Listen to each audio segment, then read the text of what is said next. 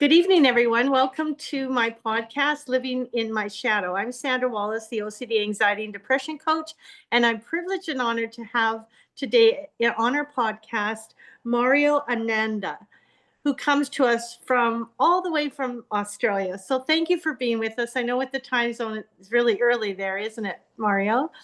And so I thank you for being part of our podcast. Just to give you a little introduction of Mario, he loves helping men turn pain into power, break free from destructive cycles, and live with more joy, passion, and personal power. Mario also loves nature, good food, good people, and a good old chit chat. Excited to finally step in with both feet and give it his all. He is doing that in different ways and avenues by doing podcasts such as ours. So we're very grateful that he has taken that exciting initiative. And he is also here to help people see that everything in their life is exactly as it's meant to be. And it's where they are supposed to be because their breakthrough is already right here. Mario is also here to help people see all of the experience and people that are in their life is happening for them, regardless of how painful it is. And he also helps them move from pain to power. So we are so excited to get started. I have some common questions that people wanted to ask. So we are going to go through about 6 or 7 questions, and we will just sit back. And I always say I just want to be as natural and relaxing as possible, sitting here having my water and lemon and spearmint leaves, whatever you are doing. I just thank you for being present with us. So if there's any questions as we go along, please feel free to raise your hand and we will get to those questions as you think of them. So starting with number 1, Mario, what's the biggest misconception men have about fulfillment, and how do you help them see it differently? Yeah, great. So a lot of the time, the misconception with fulfillment is, I believe a lot of the time men still equate to the traditional forms of success as to reaching fulfillment. So that might be having the finances, all the money, the freedom, the relationship, be it the car, the house, the boat, whatever it might be, that they'll finally get to see or experience X, Y, Z, be that love, joy, passion, and it's that end goal of happiness, let's say, and then they'll finally be fulfilled. So that's probably the biggest misconception. And what I want to do is, or help men see, is that it's not necessarily about the outcome or attaining that physical thing or getting to that end goal. It's more about what you believe you will feel once you get that. So if it's the house or if it's the relationship and you believe you'll finally get to feel love, it's love is what you're actually wanting and you desire. So you can actually experience a lot more fulfillment in your current life as it is right now today. It's just a matter of changing your perception and also living more in alignment to your values, so that way you can actually be fulfilled and live in a way that's fulfilling. Because again, fulfillment isn't a final destination. You'll have days where you feel deeply fulfilled and days that you won't. So that would probably be the biggest misconception, is that a lot of men are still equating the traditional forms of success as reaching this place of fulfillment. I really like that because a lot of times people put their value and their happiness based on material wealth, when really there's so many people out there. There's an expression, I don't know if you've heard of this being in Australia, but we have an expression saying that people are trying to keep up with the Joneses. Have you ever heard that? Yes, And absolutely. and the Absolutely. reality is, guess what? The Joneses are broke. And people are running this race all the time to try to more and self-fulfillment, but it comes from within, doesn't it? Like you say, it's the values we place on ourselves first and foremost. So that's a beautiful question, a beautiful answer, and I'm glad we talked about it. Yeah, I love what you said there, because it's so important to see that sometimes we can so easily see what someone else has, and they have the love or the Mhm. respect or the people in their life and Yes. power. But the thing is with that, we we don't necessarily understand what it took for them to get there. And Hmm. also we don't know what their values are in regards to that as well. So That's right. There's something that you said in there that I just wanted to touch on, but I'll bring it back up if it comes up. I've just lost my train of thought with that, but That's I love okay. that you shared that. Like it's so important because that's right. Because when we see what someone else has, it's easy to look at the tangibles. It's easy to look at the house, the Mhm. car, the relationship, but Mhm. we don't actually know like how they're living, if they're living in alignment Mhm. to their values, and that's more Yes. important, is the intangibles more so than the tangibles. And Yes. it's Yeah. so easy to do attach to that and see someone with this amazing life and be like, it's their life is amazing because of the house, the car, and the relationship. Right. But that's not necessarily so. Yes, very true, very true. Thank you. So the second question is, why do you think fulfillment feels so elusive for men who seem to have it all on the outside? And maybe just we could, Hmm. for the audience, maybe who don't know what elusive is, if you could define that first and then and go forward and answer. Thank you. Yeah, elusive. So it would be more so like where it still feels very far, very distant. Like it's not really here and now. Like Mhm. it's so somewhat detached from Mm. where we are. And what I would say is, in terms of the people who have it all that feel like the fulfillment is so elusive or so far away, I believe a lot of it has to do with their upbringing and where, let's just say can you repeat the question just because we're just Sure. sharing the definition? Yeah, no problem. Why do you think fulfillment feels so elusive for men who seem to have it all on the outside? So, on the outside, people think Hmm. by looking Yep. on the outside, they're like, that guy's got it all together. Yep. Yeah. So again, like I would say, it has to do with their upbringing in a big way, where they're striving for fulfillment, like them having it all and then being disconnected or detached from that feeling of that fulfillment. A Mhm. lot of the time is because we believe that we will feel a certain way when we attain that thing, when we have all this success, and we don't realize that we're maybe striving for the house, the car, or the boat, or the relationship because we believe it's going to make us feel a certain way. We put so much more value on the external as opposed to the value on what we actually value and the feeling that Mhm. we believe that thing will get us, and finding ways to cultivate that feeling in the here and now. Because Mhm. when we say that, okay, once I have the house or the life that I want, I'll finally get to be happy. What we're basically saying is that as I am now, I'm unworthy of happiness or unworthy of joy, unworthy of love. And that's not the case. That's not true. So I think a lot of it's so elusive because we haven't built that, we haven't had that foundation of self-worth and value on ourselves and the true qualities, and we've attached it to the external things in our life. Mhm. Yeah, and the external ones may never may not achieve them. The reality is we may never get to that point, right? I mean, we're talking about men, but we can also talk about women and just people in general that we may or may not achieve that. And think about the sadness and the loss of those years, those decades. And I always talk about the dash. We have in Canada, we have tombstone, like we have stones in the cemetery, and it's always the birth, what the day you were born, and then the dash, and the day you died, and you went, Hmm. moved on. Um, I always say, what are we doing in our dash? What is the quality of Mm. living we have in the dash? So I thought of that too, because sometimes we never do achieve what we think will bring us happiness. So, and I know there's a lot of people in the world, very highly successful people that I've known personally that have given up their careers as lawyers, as doctors, as dentists to go and live the simple life, in their mind, the simple life, and they've never been happier. So that just Mhm. shows the point that you're also bringing forward. So thank you.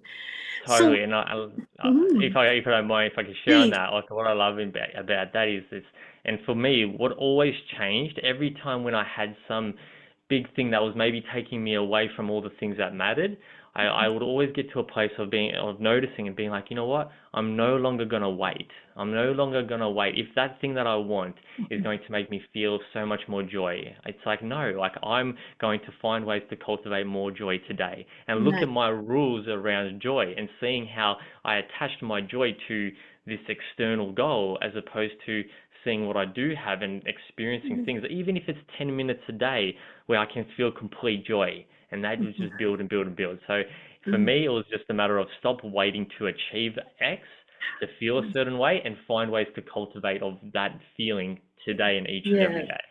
Yes, and I know that you're part of Mastermind with Tony Robbins and Dean Graziosi, as I am as well. They're our mentors, and I always remember the day that I heard Tony first say, this is decades ago, knowledge is not power, as we all talk about. Knowledge is power. Now you have the knowledge, you have the power. Hmm. No, knowledge is, and he puts in that key word, potential power. It's what we do once we have that knowledge. Like you already recognized, 10 minutes a day, that's all I need. And then that's a building block for 20 minutes and 30 minutes. And just to Yeah, give you that ability to feel what it's going to feel like all the time in your life as you build and you practice these new routines, right? And as well as Tony says, it's not a matter of not having enough resources. It's a matter of not being resourcefulness, having not absolutely. a matter of having resources, but a lack of resourcefulness. And it sounds like you're learning that and you're practicing that, and I love it. So thank you. So the next question, what role do emotional suppression and societal expectations? So there's this a twofold question. So first of all, I'm going to ask you, what role do emotional suppression Mm. play in men's struggles to find true fulfillment? Emotional Yeah, suppression. Mm-hmm. I love this. And this answer, like, it's such a big, big, big question. And the reason being is because, like, emotional suppression, say if we don't allow ourselves to feel certain emotions, be it our anger, our sadness, even shame and guilt, we're kind of putting a ceiling on ourselves because we're not feeling deeply into something that's maybe dissatisfying in our life or something that we actually is very important to us. And sometimes feeling the depth of that negative emotion. I hate the word negative emotion, but feeling the depth of it, it gives us some sort of, experience, some feeling where we may never want to feel that again. But to feel the depth of it, we can go, when that opportunity arises next time, we'll do something different and we'll really honor what's being given or what's being shown. Now, in terms of that, the emotional suppression, sometimes we can make such a key decision in life. Let's just say, for example, love or joy, where we expressed our love and our joy, and that was maybe not, I guess, honored or supported, and maybe even potentially punished in certain ways. I remember there was something happened to me in my life where my mother said to me, and when I say this, my mother and father, I love them very much. I wouldn't change anything about my past. I've worked through a lot of this stuff. But my mum said something to me that I had made a key decision, and it was a big key decision that caused a lot of pain in my life. But she said to me that your father hits you because he loves you. So me as a young child, I thought, if this is love, I don't want anything to do with it. So this was Mm-hmm. a huge key decision. Now, living life, whenever I got close to love, what would I do? Sabotage. I would always find a way to sabotage it because this little part of me, this young child in me was so afraid of it and didn't want anything to do with it because it equated to pain. But I had to feel all of the needs that I didn't have back then, like that. I had so much anger and rage, had so much sadness and grief, stuff that I couldn't feel because also it wasn't really acknowledged in the home or allowed in the home. And once I fully allowed myself to feel, like, say, the anger, where I went into that anger and rage for that little boy who wanted to just explode, then I could allow the resource that anger is, which allows me to have boundaries, which allows me to say no, which allows me to defend myself if something was going to happen towards me, as opposed to dissociating. So in terms of emotional expression, suppression, I think it's so important for us to create a safe environment for ourselves, or have someone that can take us there, where we can start to feel maybe what we have suppressed, but notice that it's actually what will help us to get through on the other side, so we can maybe feel what we didn't have and be who we need to be. So yeah, in answer to that question, it is, yeah, emotional suppression. It really keeps us stuck where we are. And to Wow. allow that emotion out, we're allowing it to be in motion. We're allowing it to Yeah. leave the body, so that way we can create more space for something else. Yes. Wow. Beautifully said. I am just, as you describe that, I can't help but be so grateful that when you said you wouldn't change anything, to be so grateful that you've dealt with it. Because now I know that you have your own family, you're married, happily married, have two children, just a little No, we're baby. not married. Sorry, we're partnered. We've been Okay. together for nearly 9, 10 years, but Okay. that's another story. So your common law, yeah. So Yeah. you've got a partner that you love, and the key about loving is there's people that spend their entire life alone for those reasons because they never were taught how to love and be able to express themselves. And that fear is embedded in people, and that is a hard thing to work through, but it is so necessary to do to be able to get on the other side of that. So congratulations on that. That is wonderful. And not only do you have the knowledge, but you have the experience to help people out there that need your help. And I always love bringing men on my podcast as well because the society, there's so much stigma associated with mental health concerns, and that much more with men because they don't, society sees them as the person, the breadwinner, the person who's supposed to, be strong and be courageous and not Mm. show emotions. And that's just not the truth. The reality is they need the help just as much as women. So thank you for sharing that personal part of that question as well. So the second half of that is, what role do societal expectations, and I guess I kind of commented on that, play in men's struggle to find true fulfillment? And that kind of what I was just saying leading into that second part. Can you share your personal expertise with that? Yeah. I think it's so easy to just, especially with social media, to get stuck down the rabbit hole and looking at everyone else and comparing yourself to everyone else and seeing what other men are doing and the relationships that they have, and it's it puts a pressure, and it sometimes it makes us feel maybe less than we are, a little bit insecure, and I think it, the expectation of that we need to be more than we are, as Mhm. opposed to just allowing ourselves to be where we are and acknowledging Mm. what currently is and allowing ourselves to work through just what's showing up in our day-to-day life. Because social media, you're scrolling and you're seeing many lives happening and their own experiences. But the thing is, life is bringing you exactly what you need. And like if that's in Mhm. your work, in your family, in your community, and there's going to be challenges, there's going to be things that trigger you, but everything is already here right now to support you to where it is you need to go. Where what you've already put that vision or that goal or whatever it is that you want out there, your life is already bringing you everything Mhm. in your life now to help you get there. It just might Mhm. not look the way you want it. And Mhm. usually it is a little bit uncomfortable. It is a little bit triggering. Like if you have that person that might be overpowering, or it could be a work colleague or a boss, Mhm. maybe they're actually helping you to stand up in your power and say no and to Mhm. actually have a voice. It just might Yeah. not, be presented to you on a platter that's of your Yeah. wanting, but it's presented to you in a way that's actually going to build the quality in the person you need to be. So I think as much as we can let go of what everyone else is doing, maybe see it as like what's possible, but stay in our own lane, stay in our Mhm. path, and Yeah. walk our steps and take it one step at a time. Yes, I love it.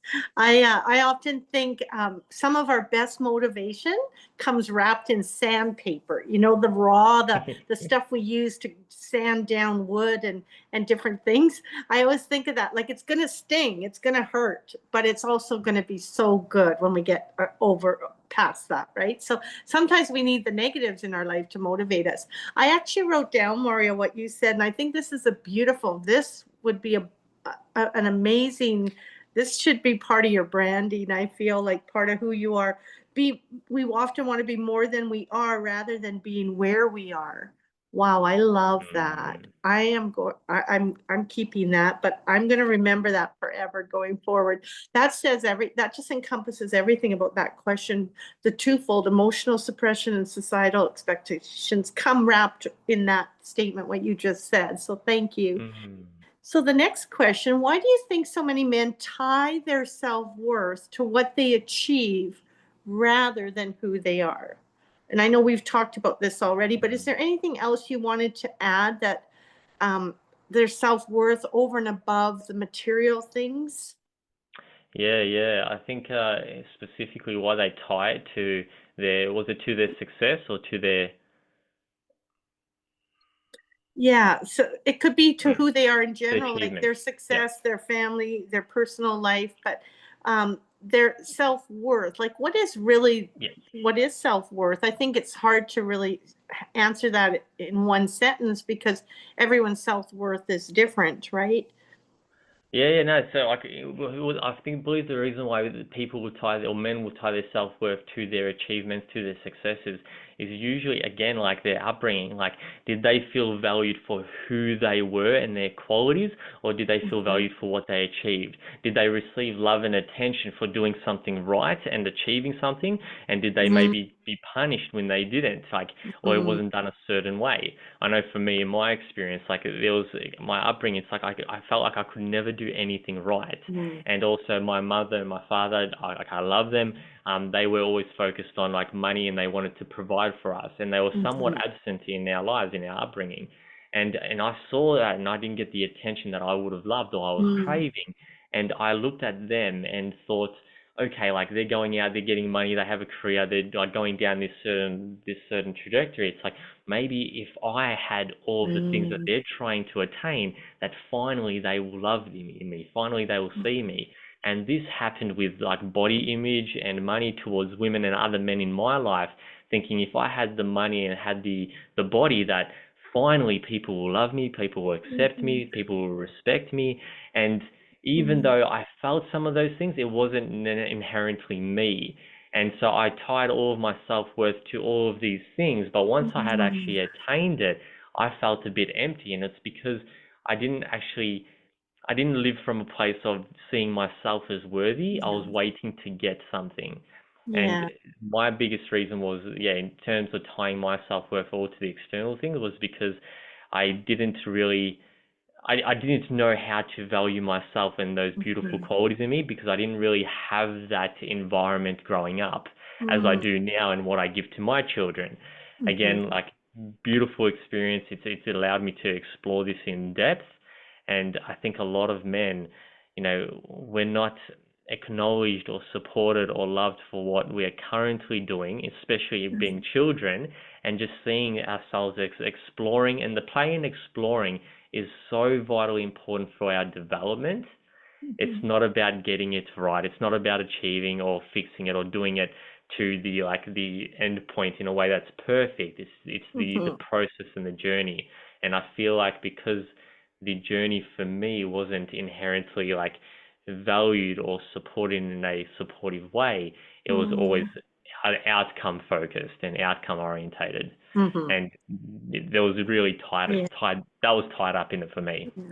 Yeah, it's a lot of consumed energy on trying to get results. Like it's succeeding and doing the best and sometimes that bar is raised even higher as you go through life. Okay, you got this now you got to get this instead of just being happy with the in the moment and the process itself, right? And like you say, it is a journey. And that's where I think when you're going to make the changes, I think there's two powerful things that happen is resilience. And resilience is being able to bounce back, right? Like things don't work out, so you try a different way or go a different route. But there's also what we tend to not recognize is endurance. Endurance is the ability to have the energy and the focus to keep moving forward because things aren't going to resolve overnight.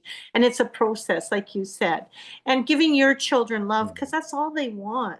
They're not interested in material things. They're not interested in anything but really the quality one-on-one time you have with them. So, And wow. and the, yeah, and I want to touch on that because, and this is why it's so important not to emotionally suppress all of these experiences, especially at childhood. Because when I felt Mhm. the depth of my pain, the anger, the sadness around maybe what I didn't have, it's like now when I have my own children and my own family now, it's like Yeah. I get to, and this is why I wouldn't change anything, because I know that, their Mhm. parents, my parents' parents, it happened to them, and it was just all passed down. And the Yeah. gift is that they've passed this down to me, and I get to now be like, okay, no more. I'm going to make the change, and now I get Yeah. to change that trajectory for my children and give them the experience Yeah. that I wish I had. And it's like, and that's how I get to honor my mother and father for what they've been through. So Yeah. it's just, and I think that's why we sometimes need to feel the depth of our hurt and pain, Mhm. because then we can really, have this power, this energy, this force that will make Mhm. a change in our own lives and actually make a change. Yes. Wow. And when you're talking about that, it's another expression we have is it's hard to see the picture when you're in the frame. So you were in the frame, you were in that frame here, that framework that your multi generations had created, but you had to remove yourself from the picture and look more objectively at the picture, right? To be able to make the change. So again, it's hard to see that picture if you're in the picture because you're so focused, and it's hard to see the peripheral, right? You're like a horse with blinders on. You're just moving forward trying to do what you've been taught to do, right? Instead I, of stepping out. Yeah, I love this. And this is why sometimes it's okay to allow ourselves to feel, especially if we can allow ourselves to feel anger in a Mhm. healthy way. And a lot of men don't know what healthy anger is. They've just Mhm. seen the dissociating or the suppression of it, or they've seen the explosive, the unhealthy part of Mhm. it.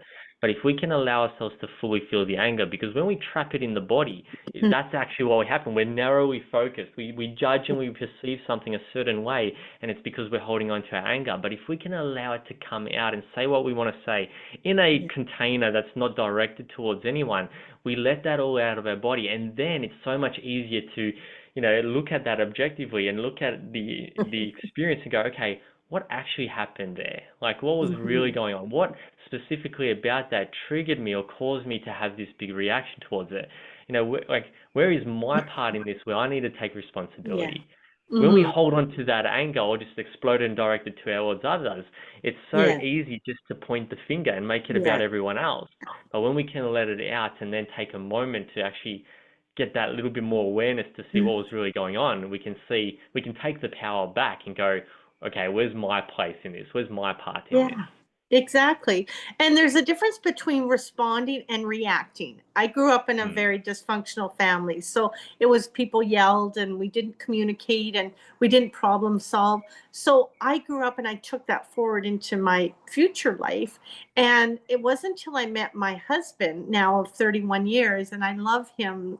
And I think one of the greatest lessons he taught me, if someone was to ask me what lesson have you learned the greatest, would be the difference between responding and reacting. And I grew up always reacting, like what, and just yelling and screaming. And he grew up responding, and there's such a definite difference, and a healthy difference for him, because he taught me how to just respond, take a moment, take a step back and think and process it before I speak. And at first I took that negatively. I thought, well, he doesn't care because he's not screaming or he's not responding. But it was one of the most valuable lessons I took forward in my life and I still use today. So very good. mm, Thank you. So the second last question I have is, what's the cost of ignoring all these internal struggles that we've talked about since the onset of our podcast? And how does it show up in other areas of our life? And if you want to use a personal mm. example to, like, again, you shared one, Yeah. well, however you want to define that for us would be wonderful. Yeah, look, the cost is like, I know it's a bit vague, but it's everything. Like it costs you so much. It costs yourself. It's like who you get to become, the version of yourself that you need to become to Mm, get it, all the things that you do desire and you do want.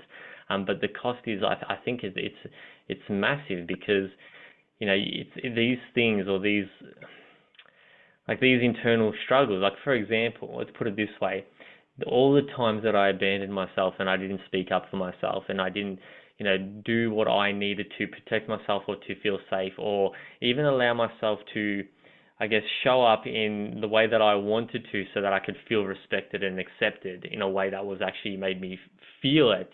When I didn't allow myself to speak up and own myself, what would happen is I'd take that home with me. And there was this kind of like abandonment of self, this feeling of powerlessness, this feeling of, just like, it's like, yeah, this dissatisfaction because I let myself go. So mhm, usually we go to an environment where we feel safe, and unfortunately we see this way too often, where suddenly the people that are most important to us, that we love the most, are the ones that cop our pain and mhm, our crap, as mhm, to mhm, say. So for me, it was because I felt so powerless in certain environments or certain areas of my life that would go towards my family. And I would maybe, there was at moments in time in my life that I was a little bit more controlling, where I was a little bit more overpowering, because it was the only way that I could feel like I had some sense of a Mhm. power.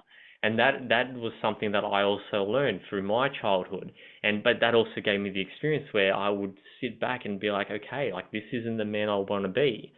And needing now to address, like, why am I like this? Like, owning it first and Mhm. acknowledging it, and then understanding, like, why do I go here? Why does this happen? And why does it keep Mhm. happening?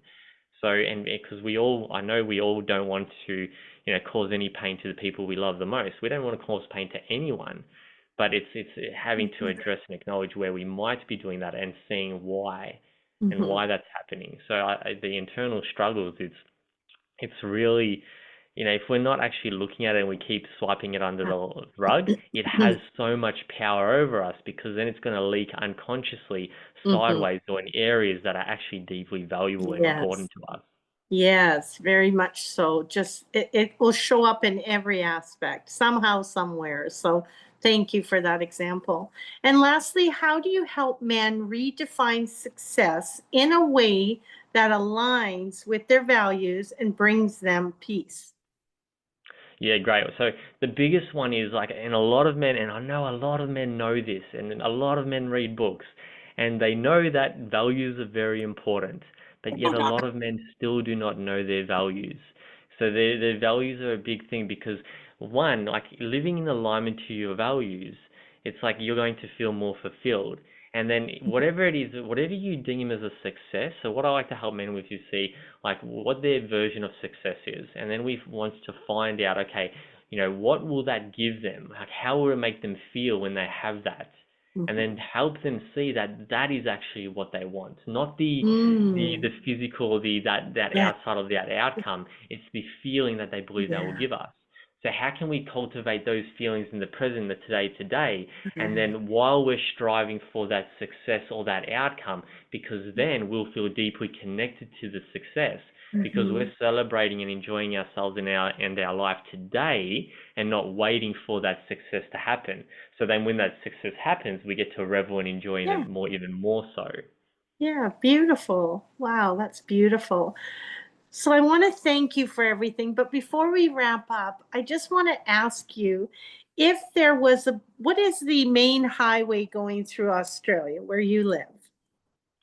Main highway, One of the sheesh. biggest freeways or highways? I couldn't tell you the biggest one, but I know there's I don't know what the exact highways are called, but like from Perth to getting to the east coast, I know it's the Nullarbor, which is down the south of Australia, and you travel that, but that's not necessarily. I don't know if it's the That's highway, okay. the name of It's the one you're highway. familiar with. So if that there was a billboard on that highway and it belonged to you, Mario, Hmm. what would that billboard say on it? Oof. You know what? Yeah, I think the first thing that's coming to mind is the one that Sure. you brought up before, about it should be my motto, because it was so new, but I actually heard the power in it. So, if you can remember what that one was, it's not about, like, yeah, that one would have been it. So if you remember what that was and you can give it to everyone, because I was going to ask you at the end of the call what that was, because I I, thought that was actually great yeah. that you picked that up. I love it. I would, and I hope I wrote it down right. Be more than we are rather than being where we are. People want to be more, they Mm, want more than we are rather than being where we are. So being and cool. celebrating the moment. That's what I gather from that. Knowing that it's not all or nothing, it's not black and white. There's gray matter in there. It takes time. It's a process. It's a journey, as you indicated. So I love that, and it Mm. would probably be in flashing lights, and maybe your picture or your business on information on there. So that leads me to ask you: is there anything you're working on currently that you want to share with the audience, or anything you want them to know, or anything you want to elaborate on that I didn't ask you? Yeah, sure. No, like, basically, if anyone wants to, contact me or find me or even send me an email, mario@marioananda.com. Otherwise, Instagram and TikTok, it's Mario Ananda is my handle. But I'm going to be showing up more on social media now, just because it's really just time to do that. I have quite a bit of content that I'm ready to put out there, and yeah, really, that's just kind of what I'm going to be working on at the moment. I have a life, I have my own current business that I'm working on that's separate to the coaching side of things, but this is something that I want to go down because I guess my life at the moment, it feels actually very fulfilling. Like I'm stoked with my life. I love my life. Doesn't necessarily mean that there isn't challenges or that there isn't pains, but there's things that I wouldn't change anything. Like I'm exactly where I need to be, and I believe that's the same for everyone. Thank you. And thank you once again for your time, and for those watching either live here now or on the replay. We will have this out on our social media platforms within the next probably 72 hours or so. I want to thank you. I'm Sandra Wallace, the OCD Anxiety and Depression Coach, and we are going to have another podcast coming up tomorrow, October 9th at 6 p.m. Central Standard Time, where our guest is going to share his journey along with living with mental health concerns. And again, another man, which is great to have in our podcast. And then, as always, we have our gathering place on the last Wednesday of every month. So this month, October being October 29th, we will have a guest at 6 p.m. Central Standard Time. And so keep posted on our website, www.theocdcoach.com. You can always reach us by email, info@theocdcoach.com, and by phone 1-204-295-4408. Until next time, I'll meet you there.